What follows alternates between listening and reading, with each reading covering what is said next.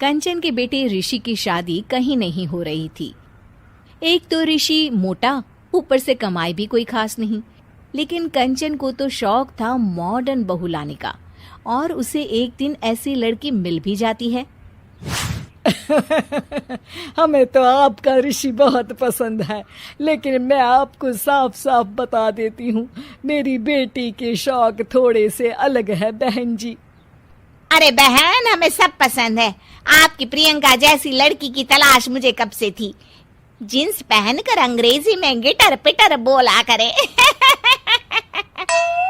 अरे बहन, जरा सुन तो लो, मेरी बेटी के शौक क्या क्या है। अरे नहीं नहीं बहन, बस लड़की को देख लिया तो सब कुछ देख लिया। आप ना शादी की तैयारी करो, और वो जरा सामान की लिस्ट भी दी है ना मैंने। हाँ बहन जी, सारा सामान शादी से एक दिन पहले ही आपके दरवाजे आ जाएगा। मजा आ गया, मजा आ गया। अब तो बस आप शादी की तैयारी करो। प्रियंका के माता पिता के जाने के बाद कंचन का पति उससे कहता है, अरे भाग्यवान, तुम तो कुछ ज्यादा ही जल्दी दिखा रही थी शादी की। अरे बोलने तो देती, लड़की की माँ क्या बोलना चाह रही थी। अरे आप चुप रहिए जी, कुछ पता भी है आपको, बस मुफ्त में बोले जा रहे हैं। मेरी दोस्त शशि की बहू देखी, लंबी पतली और पढ़ी लिखी, हजारों में कमाई और संस्कारी भी। अरे पर जब वो मेरी बहू देखेगी तो जल भुन जाएगी। लेकिन तुम तो शादी ऋषि के लिए कर रही हो ना, या शशि के लिए? तुम्हारा लड़का कुछ कमाता भी नहीं है, और शरीर भी भगवान की दुआ से फूलता ही जा रहा है। फिर बोले आप हैं? फिर बोले आप? मैंने कहा ना, प्रियंका जैसी जींस पहनकर अंग्रेजी झाड़ने वाली बहू किस्मत वालों को ही मिलती है। चुप रहिए आप। पति के लाख कहने पर भी कंचन ऋषि की शादी प्रियंका से करवा देती है। लेकिन प्रियंका जैसे ही घर में आती है, वैसे ही जोर जोर से चिल्लाकर नाचने लगती है। आज मेरे यार की शादी है, आज मेरे यार की शादी है। अरे नाचो मां नाचो। आज मेरे यार की शादी है।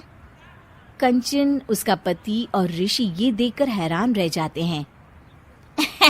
लग रहा है बहू को शादी की बड़ी खुशी है। हाँ हाँ, बहू क्यों नहीं, हम भी नाचेंगे। अरे नाचो नाचो जी, मुंह क्या देख रहे हो, चलो चलो नाचो, बहू कह रही है।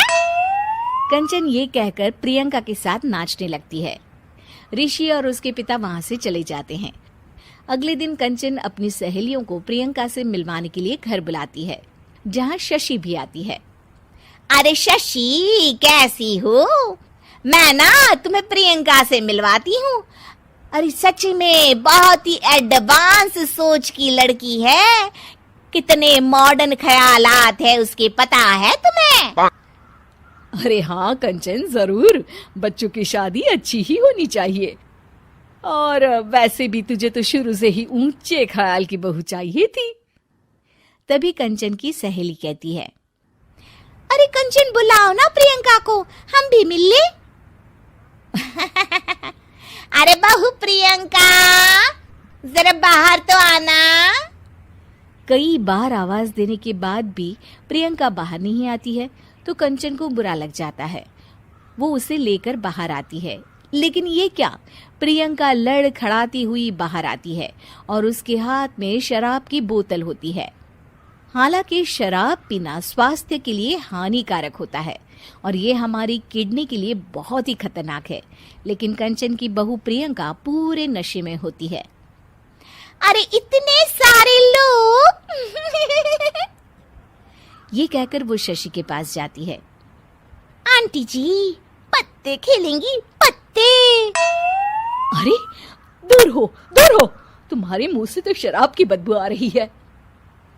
अरे कंचन, माना तुम्हें मॉडर्न बहू चाहिए, लेकिन आधुनिकता का मतलब ये तो नहीं ना। बुरा ना मानना कंचन, तुम्हें पता था कि तुम्हारे बेटे की कमाई और शरीर दोनों ही ठीक नहीं है, तो तुम्हें उसी हिसाब की लड़की से शादी करवानी चाहिए थी। ऐसा कहकर सभी औरतें वहां से चली जाती है। तभी प्रियंका की माँ कंचन के घर आती है।